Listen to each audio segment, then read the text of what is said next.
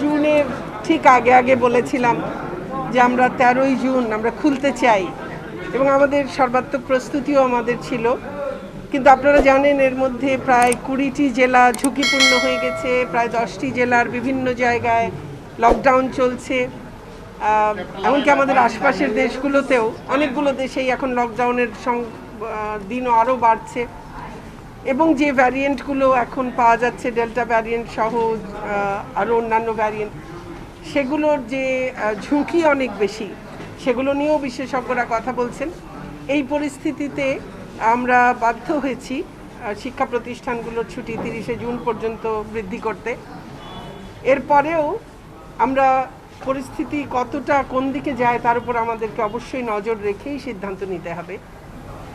তবে শিক্ষা প্রতিষ্ঠান যখনই খুলতে পারি সেটি তো একটি বিষয়, আরেকটি হলো যে আমাদের শিক্ষা ব্যবস্থাকে চালু রাখা। আপনারা জানেন যে আমরা নানানভাবে সেটিকে চালু রাখার চেষ্টা করেছি। আমরা জানি আমাদের অনলাইন এবং টেলিভিশন দিয়ে আমরা শতকরা 80-85 ভাগের বেশির কাছে পৌঁছতে পারিনি। কাজে এই যে 15-20 ভাগ যাদের কাছে পৌঁছানো গেল না, আমরা যে কারণে অ্যাসাইনমেন্ট চালু করেছি তা দিয়ে আমরা প্রায় 93 ভাগের কাছে পৌঁছতে পেরেছি। তারপরও শতকরা 7 ভাগ কিন্তু এখনও এর বাইরে রয়েছে। তো আমাদের এই চেষ্টাগুলো অব্যাহত রয়েছে, আমরা নতুন নতুন আরও চেষ্টা করছি। আর বিশেষ করে যারা এবার এসএসসি এবং এইচএসসি পরীক্ষা দেবার কথা, উদ্বেগটা আসলে তাদেরই সবচেয়ে বেশি। আমরা ভেবেছিলাম যে তাদেরকে আমরা ক্লাস খুলে দিতে পারলে এসএসসির জন্য 60 দিন এবং এইচএসসির জন্য 80 দিন ক্লাস করিয়ে তারপরে পরীক্ষা নিতে পারবো।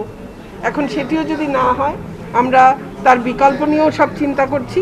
আমি শিক্ষার্থীদের কাছে এবং তাদের অভিভাবকদের কাছে আমি শুধু এটি বলবো যে আপনারা আমাদের শিক্ষার্থীরা যেন তাদের স্বাভাবিক পড়াশোনাটি বাড়িতে যেটুকু সম্ভব, যেখানে যেটুকু সহযোগিতা অনলাইনে বা অ্যাসাইনমেন্টের মাধ্যমে যা হচ্ছে সেটি তো হচ্ছেই, তার বাইরে যেটুকু সম্ভব তারা নিজেরা পড়াশোনাটি বাড়িতে চালিয়ে যাক।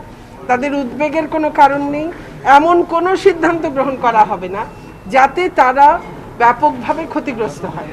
আমাদের এই যে ক্ষতিটা, এটি সামগ্রিক শিক্ষা ব্যবস্থার ক্ষতি এবং সারা বিশ্বেই সেই ক্ষতিটি কিন্তু হচ্ছে। এই ক্ষতিও কি করে পুষিয়ে নেওয়া যাবে সেই ব্যাপারেও আমাদের পরিকল্পনা রয়েছে। কিন্তু এখন পরীক্ষা আমরা আদৌ নিতে পারবো কি না, পরীক্ষা নিতে না পারলে বিকল্প কি ব্যবস্থা হবে, তার সব কিছু নিয়েই কিন্তু আমাদের চিন্তাভাবনা রয়েছে। আমাদের একেবারে প্রস্তুতির দিকেই আমরা যাচ্ছি। আমি শুধু শিক্ষার্থীদেরকে বলবো যারা বিশেষ করে 2021-এর এসএসসি এবং এইচএসসি পরীক্ষার্থী, আপনারা বিভ্রান্ত হবেন না, আপনারা ভুল পথে যাবেন না। নিজেরা বাড়িতে নিজেদেরকে সুস্থ রাখার শারীরিক এবং মানসিকভাবে সেটির জন্য কাজ করুন। কোনো খারাপ দিকে, কোনো খারাপ কিছুতে নিজেদেরকে জড়িয়ে ফেলবেন না। আপনাদের ভয়ের কোনো কারণ নেই। পরীক্ষা দিতে হবে কি না হবে সেটি পরের কথা। নিজেরা নিজেদেরকে যতটুকু শিক্ষার সঙ্গে নিজের পাঠ্যক্রমের সঙ্গে জড়িত রাখা সম্ভব সেটি রাখুন, সুস্থ থাকুন। আমরা চাই আমাদের সন্তানেরা সুস্থ থাকুক।